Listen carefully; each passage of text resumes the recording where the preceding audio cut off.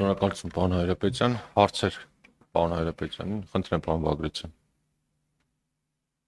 Շնորհակալություն պարոն Հայրապետյան։ Ինձ հետաքրքրում է, քանի որ մենք այն ոլորտների մասին ենք խոսում, որոնք գերկարևոր են մեր երկրի համար, մեր անվտանգության համար, իմ համար հետաքրքիր է հասկանալ նախարարության ծրագրերը արհեստական բանականության ներգրավման իմաստով ինչ ենք նախատեսում, որովհետեւ հետ չընկնենք, որովհետեւ ամեն վայրկյան նոր տեխնոլոգիաներ եւ եթե հիմա մենք օրինակ նույն ռազմարտությունների մեջ, նույն մյուս արտադրությունների մեջ, եթե չկիրառենք այլևս արհեստական բանականության տարեր, կարող է դա այլևս չլինի ժամանակին համահունչ։ Այս իմաստով մենք ինչ-որ ծրագրեր ունենք, նախատեսում ենք այդ աշխատանքները։ Շնորհակալություն։ Շնորհակալություն։ Նախ ես ասեմ, թե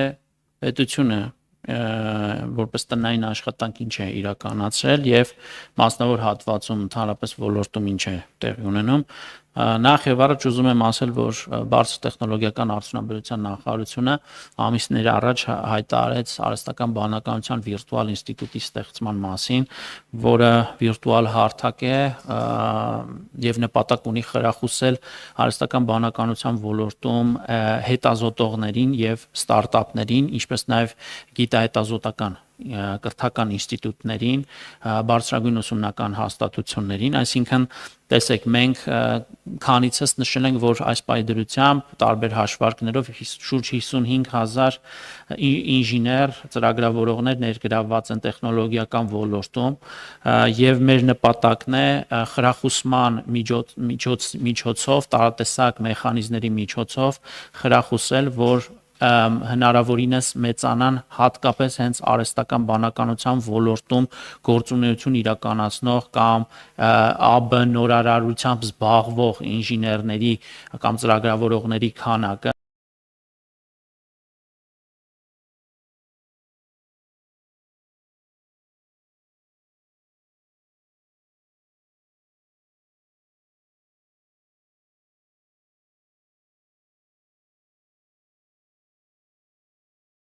ուզում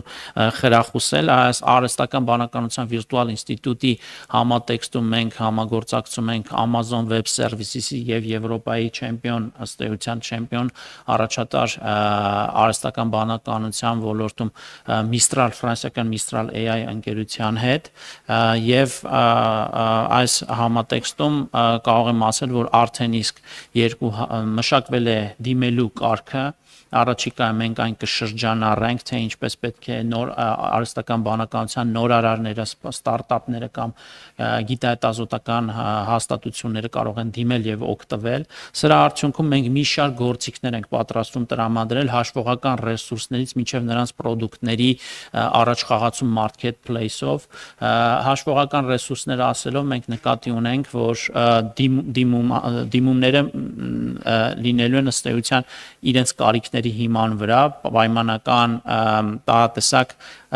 GPU-ների հաշվողական ռեսուրսներ մենք դրամաշնորհի տեսքով տալու ենք, ոչ թե գումար ենք ֆինանսավորելու, այլ հենց ռեսուրսներ ենք տրամադրելու, որոնք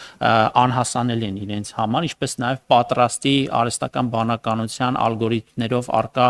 Mistral AI-ի լուծումներն ենք տրամադրելու, որոնք մեծապես նպաստելու են, որպեսզի իրենք կարողանան որակյալ լուծումներ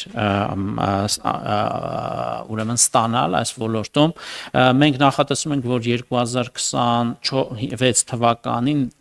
եւ թվայնացման, նամանավանդ թվայնացման համար հատկացվող բյուջեի շրջանակներում, որովհետեւ թվայնացման խորհրդում արդեն իսկ ունեցել ենք այդ համապատասխան քննարկումներ եւ ունենք որոշում եւ կառավարություն առաջիկայում նաեւ համապատասխան որոշումներ կկայացվի։ Մի քանի չեմ ուզում կոնկրետ թվերը նշել, սակայն առաջիկայում երբ որոշումը լինի կառավարության, դրանք խոսքը մեծ ծավալի ներդրման մասին է հենց վիրտուալ ինստիտուտի միջոցով այս ոլորտի զարգացմանը։ Չմոռանանք նաև, որ կառավարության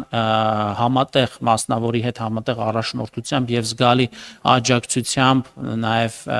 Հայաստանում նախատեսվում է ստեղծել արհեստական բանականության տվյալային խոշոր կենտրոն Firebird ընկերության հետ համատեղությամբ, այստեղ չեմ ուզում թերագնահատել կառավարության նաև նաև առաջնորդություն այս գործում Միացյալ Նահանգների հետ քաղաքական մակարդակում արկա խնդիրները բարձրաձայնելու, հասցեագրելու, ընդ որում ամենօրյա ռեժիմով հնարավոր բոլոր մակարդակներում։ Այստեղ ուզում եմ հատկապես ընդգծել օգոստոսի 8-ին կնքված Հայաստանի Հանրապետության եւ Միացյալ Նահանգների միջև փոխըմբռնման հուշագիրը արհեստական բանականության եւ կիսաղորջային ինդուստրիայի շրջանակում ուղղություններով եւ այս ռազմավարական փաստաթուղթն են հենց հատկապես հիմք հանդիսանալու նմանօրինակ ընկերության գործունեության, այսինքն չունենալով տեխնոլոգիական ոլորտում ռազմավարական համագործակցությունն է միայն ուրեմն նախապայման, նախադրյալ